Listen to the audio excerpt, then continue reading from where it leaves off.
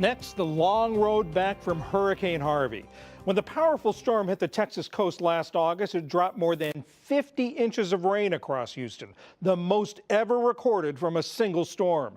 Harvey was responsible for at least 68 deaths and an estimated $125 billion in damage, making it the second costliest hurricane in U.S. history after Katrina. 5 months later, people are still trying to get their lives back to normal. For the next story in our series, After the Storms, Harvey Sreenivasan breaks down the problems exposed by Harvey's rising waters. What's it like to see your house like this? It is disturbing. I guess I've gotten used to it. Kathleen and Nat Pacini live here in the Meyerland area of Houston on the city's southwest side. But on a Saturday night in late August, the rain began to fall and didn't stop until it had dropped more than 4 feet of water on the city. I went and looked out the front door, and the water was about this far from the top of the porch. I came to the back door, and it was rushing up the driveway like a wave. Within minutes, the water was inside their house. A neighbor called and told them to get out. They rushed 3 houses down to Jenna and Chad Arnold's. I'm Harvey from the NewsHour. Nice to meet you. Nice to meet you. The Arnolds had recently raised their home 18 inches above ground, and it became an island in the river that was now their neighborhood. Honestly, just thought we were going to get a little rain. Didn't realize it would be 50 some odd inches. But we really, we didn't feel like we needed to evacuate. We decided we were elevated. We felt safe. We decided to stay. The Arnolds used a sailboat and kayaks to travel back and forth between houses to rescue other neighbors and gather up what belongings they had left. At one point, 19 people were huddled in their home. I was just shivering, and I really think it was shock. And a feeling of helplessness. There was nothing, while we were stuck there, there was nothing I could do. The Pacinis had flood insurance. Living in a federally designated floodplain, they were required to. Here's how it works. The Federal Emergency Management Agency draws flood maps across the country. A 100-year floodplain, seen here in blue, means that each year there's a 1 in 100 chance your home will be flooded. A 500-year floodplain, the area in green, means 1 in 500, or 0.2% chance for the area to be flooded in any year.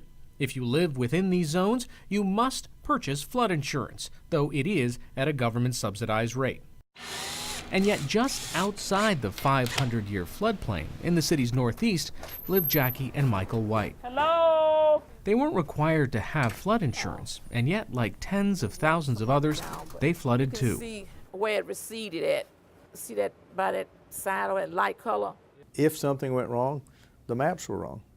If you have 3 500-year events in 2 years, it must mean your 500-year definition is wrong.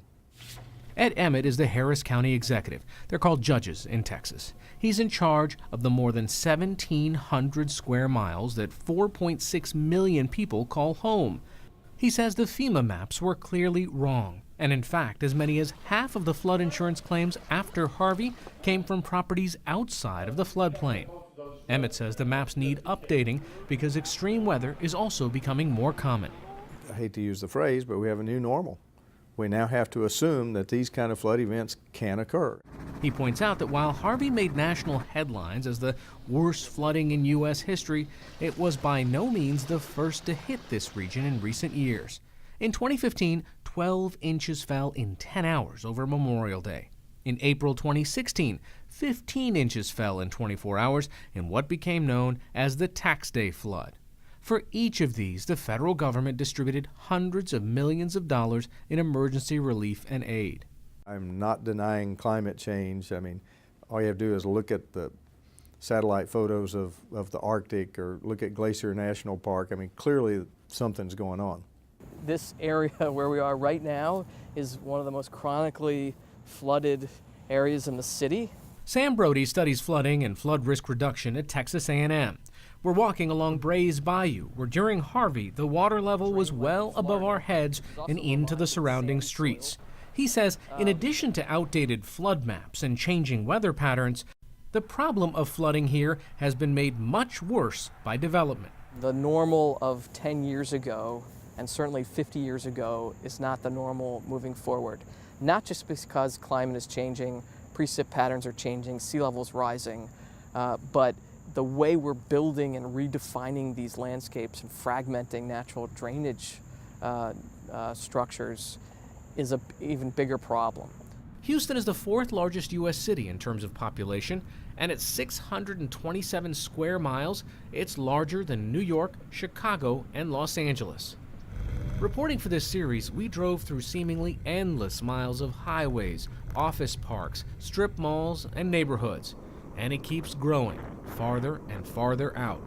This is a fast-growing area, and so more and more land is being taken up by development.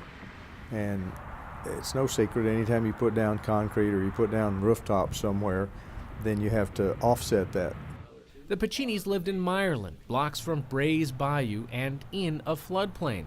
And yet they were surprised when water entered their home. Our house had never flooded. I had no reason to expect that it would flood. And now if you're in Katy and you're moving water out as quickly as possible, that water has to go somewhere. Harvey's rains were historic. But Sam Brody says what's happening way out in Katy, Texas, 20 miles west, where prairie lands are being turned into subdivisions full of roads, rooftops, and sidewalks, has an effect down in Houston. Unlike the prairies, those surfaces don't soak water. They just push it downstream. I don't want to suggest that there would have been no flooding in Harvey if we had developed differently. There was a tremendous amount of water. We're in a low-lying coastal area, bayou system with naturally poorly drained soils. But the impact could have been less if we had made different decisions upstream, for example. We need to turn this area into much more green space. Sometimes you have to look at Mother Nature and say Mother Nature wins. And yet, in a city famous for its lack of zoning, with individual counties acting in their own self-interest, and in a state known for championing individual rights, that won't be easy. You know, the R word isn't very popular here, regulations. No, it is not. No, Houston has always been a very free market city. It's been one of our great strengths. Tori Gaddis works at the Center for Opportunity Urbanism, a think tank that focuses on how cities can encourage economic growth. He agrees that changes are needed, including stricter building codes and better flood risk disclosure.